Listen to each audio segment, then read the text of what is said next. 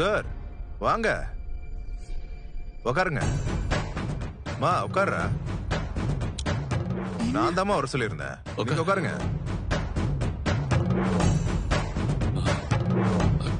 நடக்கிறதெல்லாம் பார்த்தா ரொம்பவும் பயமாவும் சங்கடமாவும் இருக்குங்க. எல்லாம் சரியா வரும்ல? அது இந்த பொண்ணுகையில தான் இருக்கு.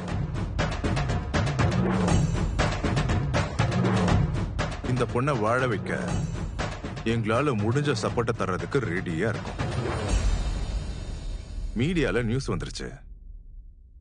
இதுக்கு மேல உங்க அக்கா பொண்ணு மீடியா கிட்ட பேசுறதுல தான் இருக்கு. நான் என்ன பண்ணணும்? புதுசா ஒண்ணு இல்லம்மா. வீட்டுல விஜய் கிட்ட வாக்குவாதம் பண்ணிட்டு இருக்கல, அதுல கொஞ்சம் கண்ணீரும் கம்பளையுமா சேர்த்து மீடியா கிட்ட பேசணும்.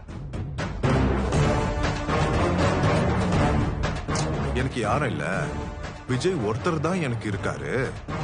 அவரை நம்பி தான் நான் இருக்கேன். அவர் எனக்கு நம்பிக்கை கொடுத்துட்டு ஏமாத்த பாக்குறாரு. அவர் என்ன கல்யாணம் பண்ணிக்கலன்னா என் வாழ்க்கையே முடிஞ்சிரும். அப்புறம் என் வாழ்க்கையை முடிச்சுப்பேன்னு கதறி அழணும்.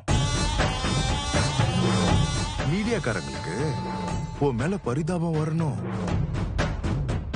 அப்பதான் நல்ல ஈடு கட்டி ஒன்ன 100ஆக்கி பில்டப்பா பேசுவாங்க, எழுதுவாங்க. பாக்குற ஜனங்களும் பா இந்த பொண்ணு இவ்வளவு கஷ்டப்படுதுன்னு பரிதாபப்படணும். அப்படி மட்டும் நீ பேசிட்டேன்னு வச்சுக்கோயேன், நீ ஜெயிச்சிருவ.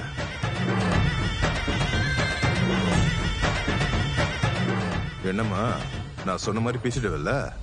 எனக்கு விஜய் வேணும்.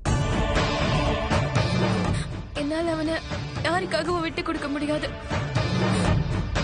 விஜய் இல்லைன்னா நான் நிஜமாவே செத்துருவேன்.